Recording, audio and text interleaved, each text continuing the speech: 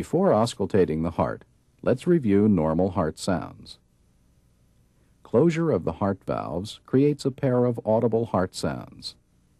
The first sound, S1, accompanies mitral valve closure.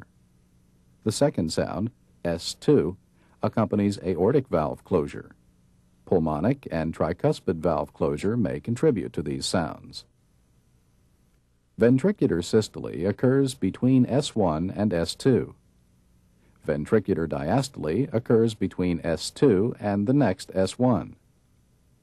Because diastole usually lasts longer than systole, you can identify the two sounds. 1, 2, 1, 2, 1, 2.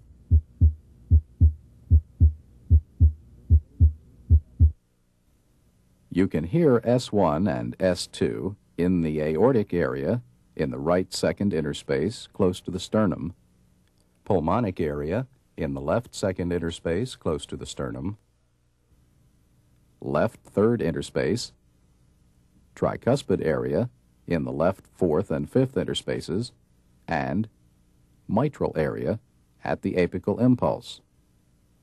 The aortic and pulmonic areas together are sometimes called the base of the heart.